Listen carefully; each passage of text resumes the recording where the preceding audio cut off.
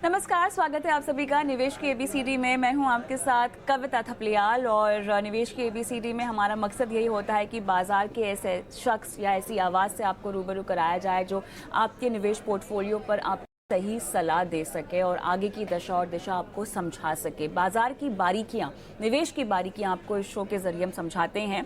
आज मेरे साथ बड़ौदा बीएनपी पारिबा एएमसी के सीईओ सुरेश सोनी जुड़ गए हैं और इनसे मुखातिब होते हैं और समझते हैं निवेश के तमाम गुरु मंत्र। सुरेश सर, स्वागत है आपका निवेश की एबीसीडी में और बहुत बहुत धन्यवाद आपने समय निकाला हमारी इस बेहद खास पेशकश के लिए।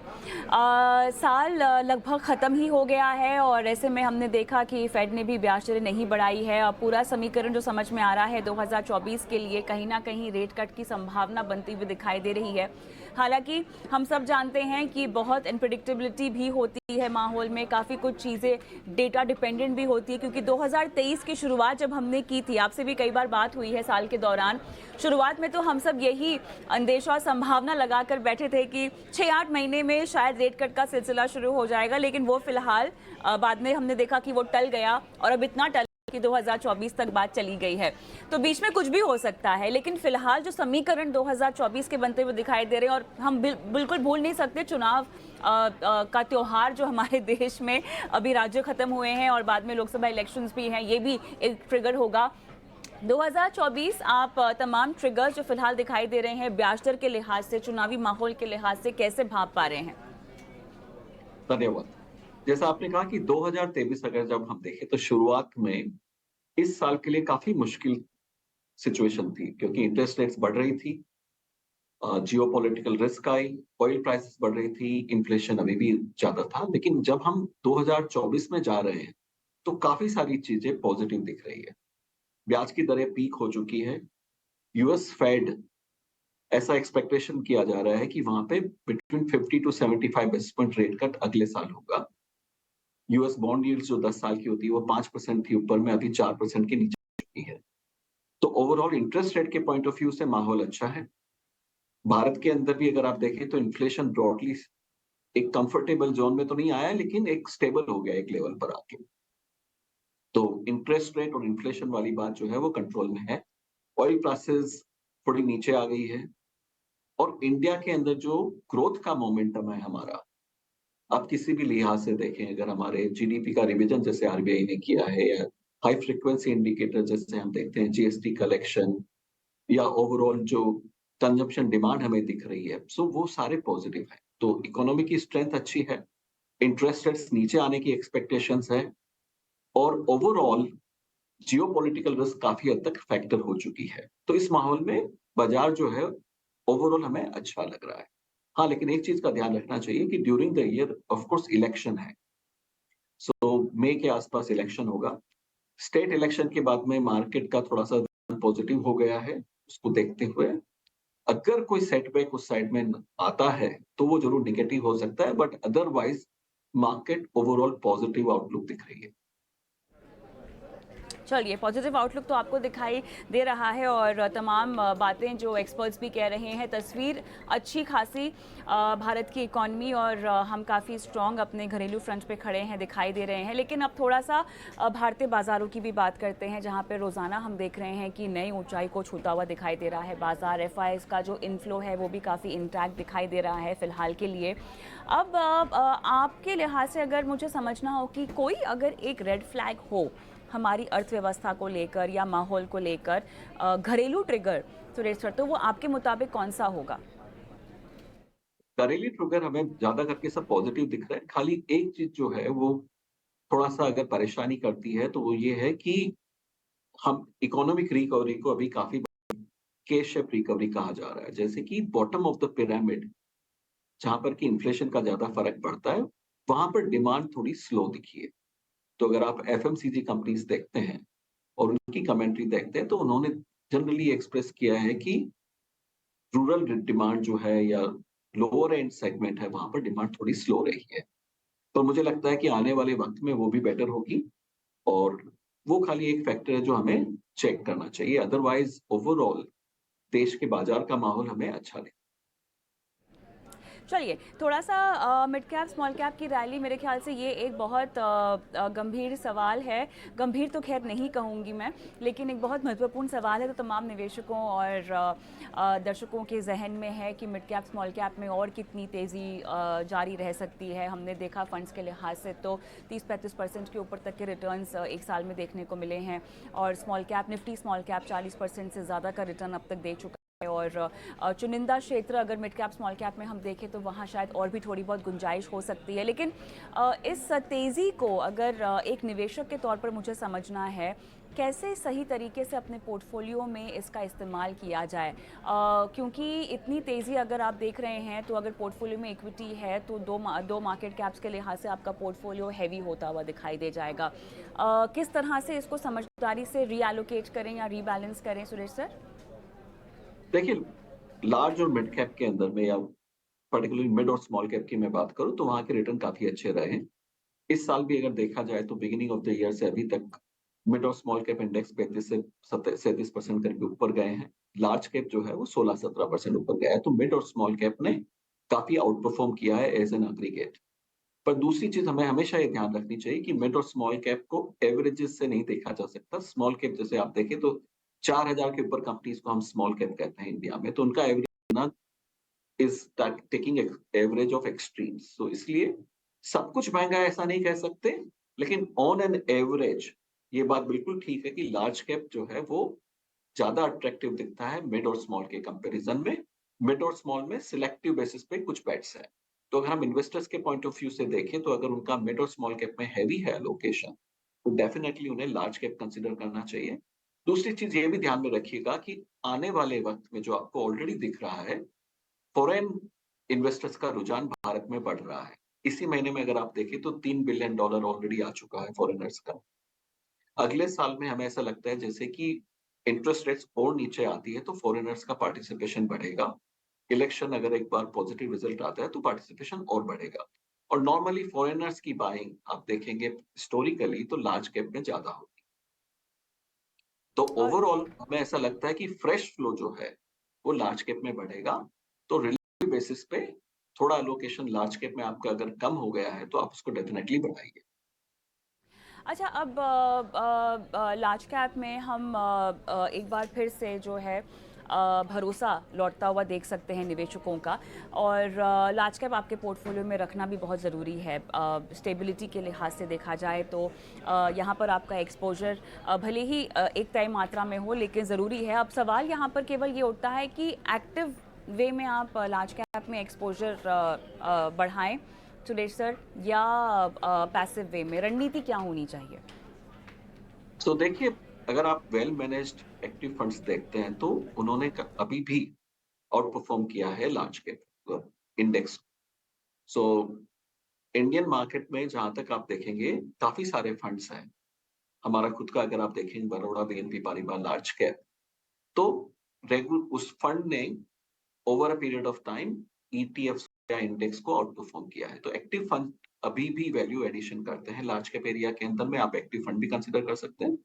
अगर आप बहुत शॉर्ट टर्म बेसिस पे व्यू ले रहे हैं तो आप पैसे भी थोड़ा बहुत आप उसमें देख सकते हैं, but don't give up on active funds. Active funds have outperformed in large cap also, and there are some a very good choice of well managed active large cap funds available जहाँ पे कि आप अपना allocation कर सकते हैं। AMC के तौर पर 2024 के आपके क्या प्लान्स हैं? तो 2024 में हमें लगता है कि मार्केट मोमेंटम कंटिन्यू करेगा। सो हमारा फोकस यही रहेगा कि हम इन्वेस्ट ज्यादा से ज्यादा इन्वेस्टर्स के पास पहुंचे, उनको म्यूचुअल फंड के बारे में जानकारी दे, एसआईपी के बारे में जानकारी दे। और खाली इंडिया नहीं, भारत पर हमारा फोकस है in terms of investment, in terms of investor participation. So हमारी कंपनी जो है वो Baroda BNP Paribas mutual fund, पिछले 1.5 साल के अंदर हम लोगों ने करीब 70-80% हमारी ग्रो करी है। हमें लगता है कि हम कंटिन्यू करेंगे अपनी ग्रोथ जर्नी और चाहेंगे कि ज्यादा से ज्यादा इन्वेस्टर्स जुड़े और हम उनके पास पहुंच पाए और म्यूचुअल फंड में उनको शामिल करना है। सुरेश सर, यहाँ पर मार्केट में तमाम सेक्टर्स की अगर मैं बात करूँ 2024 के लिए, जब भी आप बैठे हैं आपकी टीम के साथ, फंड मैनेजर्स के साथ, तो मुझे बताइए सेक्टर स्पेसिफिक अप्रोच क्या रखी जा रही है? कहाँ कहाँ पर आप देख रहे हैं फाइनेंशियल्स की ओर, जहाँ पर हम देख रहे हैं कि तमाम बेड्स फ़िलहाल मौजूद हैं, चुनिंदा आईटी काउंटर्स और कंज्यूमर स्पेस को लेकर फ़िलहाल किस तरह की राय बनती हुई दिखाई दे रही है आपके एएमसी की तरफ से? श्योर। तो बैंकिंग सेक्टर पर हम पॉजिटिव हैं। हमें लगता है कि बैंकिंग बैलेंस शीट अच्छी है और कॉर्पोरेट कैपेक्स भी रिवाइव होते हुए दिख रहा है, तो इसलिए बैंकिंग सेक्टर पर हमारा थोड़ा जोर है और वो हमारा एक प्रेफर्ड सेक्टर है। उसके अलावा हमें लगता है कि आने वाले साल में इंफ्रास्ट्रक्चर स्पेंडिंग तो सरकार की तरफ से चल ही रही है, लेकिन कॉर्पोरेट कैपेक्स भी चालू होगा। इसलिए कैपिटल गुड्स पर हम पॉजिटिव हैं। तो क्रेडिट पर पॉजिटिव हैं, कैपेक्स का ऊपर पॉजिटिव हैं और इसके अलावा हमें ऐसा लग रहा है कि सीमेंट, कंस्ट्रक्शन जो कि इससे रिलेटेड सेक्टर्स हैं, कैपिटल एक्सपेंडिचर्स हैं, वो भी अच्छा करेंगे। आईटी के अंदर हम लोग इनफैक्ट कुछ हद तक नेगेटिव थे पहले, अभी हम न्यूट्रल ज़ोन में आए हैं और हमें लगता है कि आने वाले साल में जैसे पिक्चर क्लियर होगी, हम शायद हो सकता है उसमें ओवरवेट की तरफ जा सकें। डोमेस्टिक स्पेस में मेरे ख्याल से काफ़ी बेट किया जा रहा है, तमाम एक्सपर्ट्स, एनालिस्ट और कई सारे एएमसी से भी हम जब बात करते हैं, मुझे समझना है कि क्योंकि आप एक एएमसी हैं, आप भारतीय संस्थागत निवेशक हो गए, विदेशी संस्थागत निवेशक हो गए, सबसे आपकी बातचीत तो होती होगी। थोड़ा सा अंतर्राष्ट्रीय व्यू मुझे चाहिए, क्योंकि भारत एक ऐसा मार्केट है जो कि अब लोगों की नज़र में आना शुरू हो चुका है, लेकिन एक प्रीमियम के साथ आता है। साथ ही हम देख रहे हैं कि इमर्जिंग मार्केट्स की कहानी में चाइना, जो कि काफ़ी प्रबल मार्केट माना जाता था, और अब वो काफ़ी सस्ता हो चुका है। हालांकि वहाँ पे अपने खुद के चैलेंजेस भी हैं, लेकिन भारत के मुकाबले अगर हम देखें तो वो काफ़ी सस्ता है। इमर्जिंग मार्केट्स की पूरी कहानी में भारत किस तरह से आपको लग रहा है बाजार के तौर पर उभर रहा है?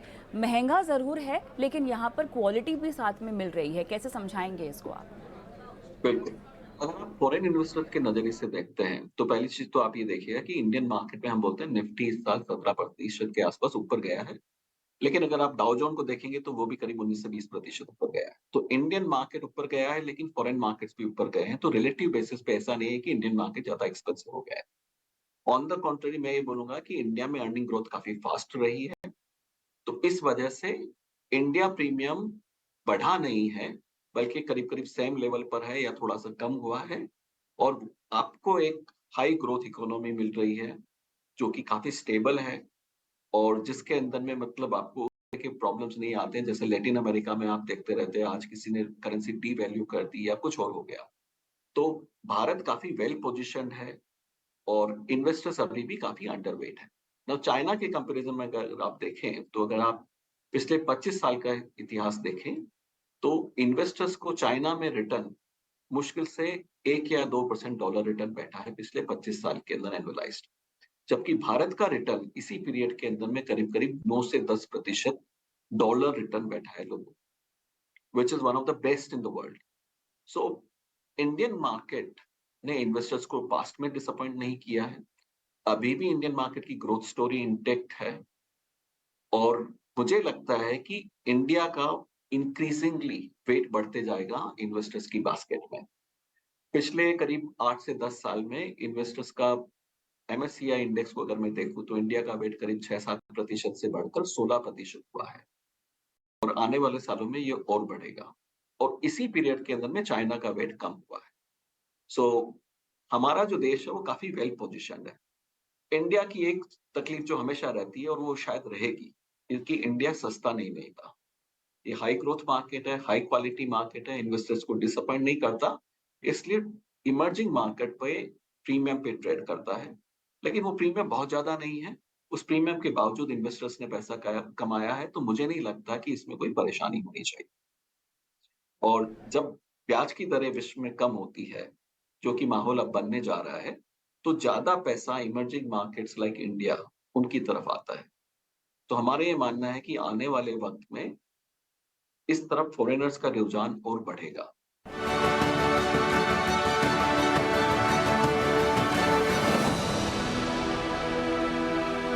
हर खबर अब आपकी भाषा हिंदी में। इस समय मुझे लगता है डिमांड से ज्यादा सप्लाई की वजह से क्रूड प्राइसेस ऊपर जा रहा है। बनिए चुटकी में चतुर। जिससे आप बना सकेंगे अपना पोर्टफोलियो मजबूत। जल्द लॉग इन करें etnowswadesh.com पर। बढ़ो, बदलो, देश के साथ। इसे पापा स्ट्रेस कम कर रहे हैं, घर नहीं बिक रहा ना। बाहर से नहीं मिल रहा। घर बेचना है तो मैजिक ब्रिक्स पे आइए। यहाँ पे हजारों सेलर्स रोज मिलते हैं लाखों बायर्स से, ताकि प्रॉपर्टी जल्दी बिके और बेटर प्राइस मिले। अब आप सीधे हो जाइए। Truth isn't very complicated. Only agendas make it obfuscated. So avoid the whataboutery, stay away from the lazy analysis. Because you get the truth when you are upfront. For the intelligent, incisive Indian. India Upfront with me, Padmaja Joshi, weeknights 8 p.m. only on Times Now.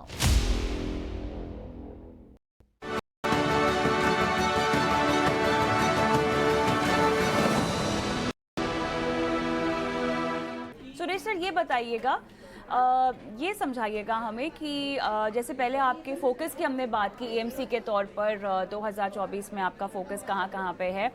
एक और चीज़ जो मुझे समझनी है, क्योंकि हमने investors को देखिए बढ़ता हुआ हमने देखा है 2019 के मुकाबले अगर हम अभी के आंकड़े देखें तो यहाँ पे इजाफा ही हुआ है, लेकिन जिस पार्टिसिपेशन को हम देख रहे हैं उसमें इन्वेस्टमेंट माइंडसेट का हिस्सा कितना ज़्यादा होगा सुरेश सर? क्या वो इन्वेस्टमेंट माइंडसेट की भागीदारी है जिसके ज़रिए निवेशक बाजार में बढ़ते हुए देख रहे हैं हम, या आपको लगता है कि एक मनी मेकिंग माइंडसेट है और जहां पर बस एक्सप्लोर किया जा रहा है कि इक्विटी कैसे चलता है? क्या ये इन्वेस्टर्स टिकाऊ इन्वेस्टर्स हैं? क्या ये रहेंगे हमारे साथ? बहुत अच्छा सवाल है कविता जी, और मुझे लगता है डेफिनेटली टिकाऊ इन्वेस्टर्स है।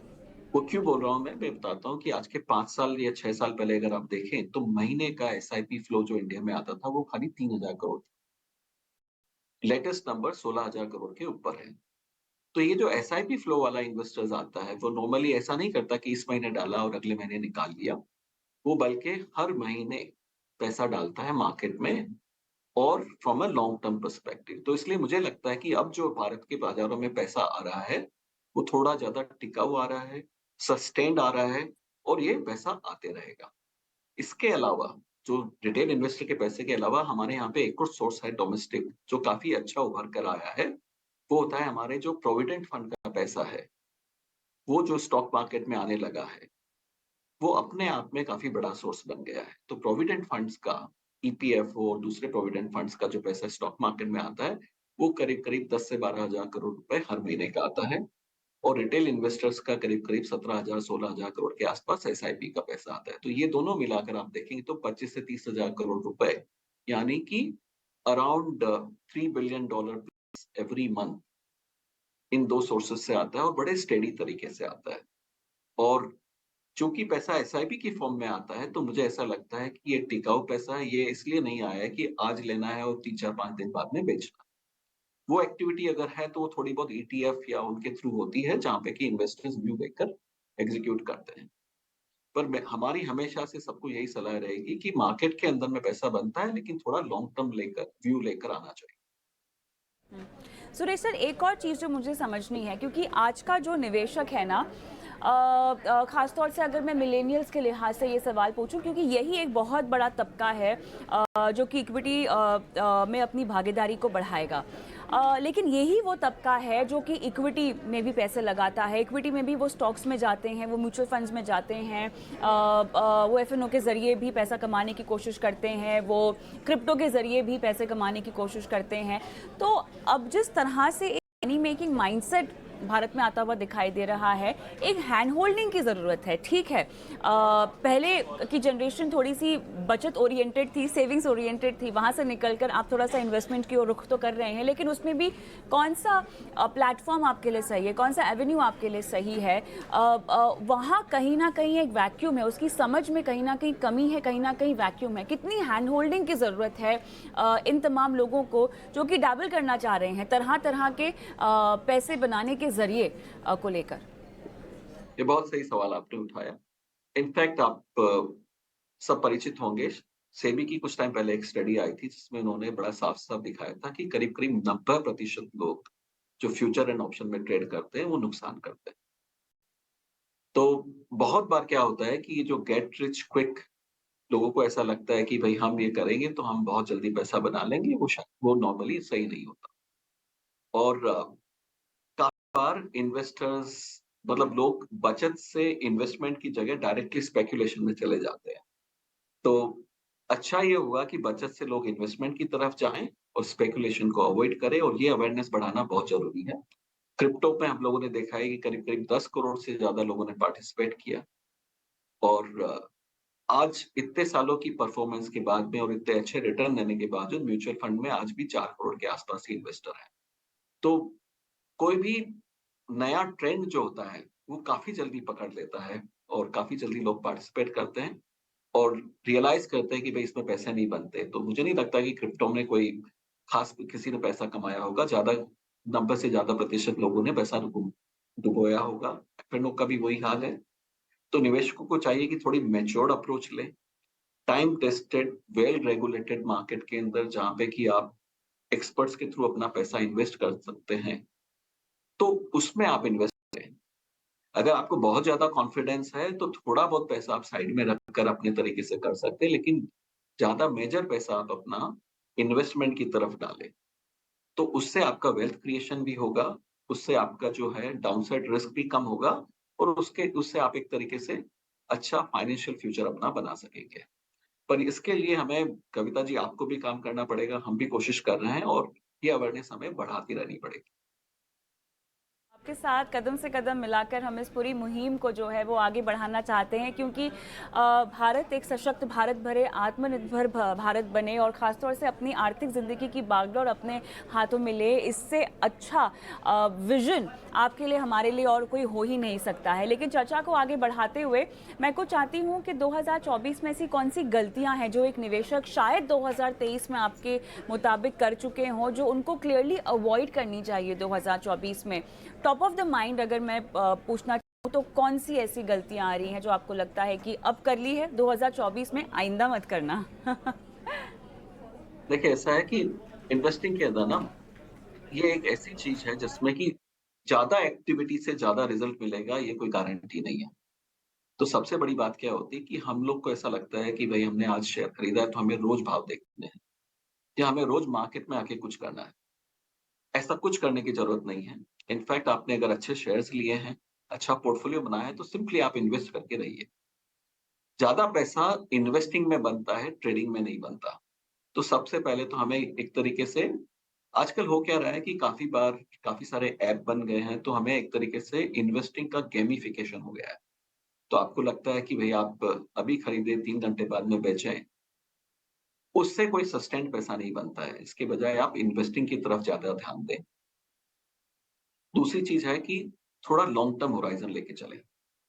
देखिए, इक्विटी मार्केट की नेचर है कि ये वोलेटाइल रहता है। इसलिए आपको इसमें सक्सेसफुल होने के लिए लॉन्ग टर्म में पैसा बनता है, लेकिन शॉर्ट टर्म के अंदर आपको तैयार रहना पड़ता है कि भई कुछ वॉलेटिलिटी आएगी तो मैं डरूँगा नहीं, मैं इन्वेस्ट किया हुआ रखूँगा पैसा अपना। तो दूसरी चीज़ ये ध्यान रखनी है कि थोड़ा लॉन्ग टर्म व्यू लें। और तीसरा ये कहना होगा कि आप एक हैबिट बनाएँ, जिससे कि आप सेव करें और लगातार इन्वेस्ट करें। सो दोनों तीनों चीज़ें अगर मैं बोलूँ एक तरीके से, तो अगर आप रेगुलर हैबिट करें इन्वेस्ट करने की, शॉर्ट टर्म को हटाएँ और थोड़ा-सा एक डिसिप्लिन तरीके से अप्रोच करें लॉन्ग टर्म के इन्वेस्टमेंट के लिए, और ये समझ के आएँ कि अगर ये मार्केट अगर ऊपर जाता है तो नीचे भी आ सकता है, लेकिन हम उससे डरेंगे नहीं, हम इन्वेस्ट करके रखेंगे। तो उसमें आपका over a period of time पैसा बनेगा। और एक और चीज़ मैं आपको बताना चाहता हूँ कि एक बड़ा अच्छा ट्रेंड बना है पिछले कुछ सालों में, जहाँ पे कि इंडियन इन्वेस्टर्स की भागीदारी बाज़ार में बढ़ी है। हमें अच्छा तब लगता है जबकि भारत के बाज़ार की ग्रोथ से भारत के लोग पैसा कमाएँ। तो म्यूचुअल फंड्स के थ्रू जो इन्वेस्टमेंट होता है इक्विटी मार्केट में, वो करीब 7 से 8% होता था पहले, अभी ये 10% के आस-पास पहुँचा है। और फॉरेनर्स का शेयर जो 21% था, वो करीब-करीब कम होकर 19% के आस-पास हुआ है पिछले 2-3 साल में। तो फॉरेनर्स ने इनफैक्ट ऑन एन एवरेज अपना मार्केट में पार्टिसिपेशन कम किया है, लेकिन इंडियन इन्वेस्टर्स का पार्टिसिपेशन बढ़ा है, और उससे इंडियन इन्वेस्टर्स का पैसा भी बना है। हमें लगता है ये एक अच्छा ट्रेंड की शुरुआत है, और ये ट्रेंड आगे बढ़ना चाहिए, और इन्वेस्टिंग के माइंडसेट से सबको आना चाहिए, न कि short term speculation, F and O या शॉर्ट टर्म ट्रेडिंग के माइंडसेट से कोई आए। चलिए, मेरे ख्याल से सुरेश सर, चर्चा को तो यहीं समाप्त करना होगा, लेकिन दर्शकों को बता देते हैं कि निवेश को लेकर गुरु ज्ञान आप तमाम जगहों पर सुनते होंगे, सोशल मीडिया पर भी आपको मिल जाता होगा। जो सुरेश सर ने भी आपको समझाया और कई बार हम आपको बताने की कोशिश करते हैं कि निवेश थोड़ा सा जो प्रोसेस है ना वो बोरिंग होता है, लेकिन हाँ अगर आप थोड़ा सा संयम और अनुशासन रखें तो मेरे ख्याल से कोई आपको एक कामयाब निवेशक बनने से नहीं रोक सकता। और इसी सीख के साथ बहुत बहुत धन्यवाद सुरेश सर, आपने समय निकाला और निवेश के ABCD में आज शिरकत की, और मुझे भी इजाज़त दें। नमस्कार।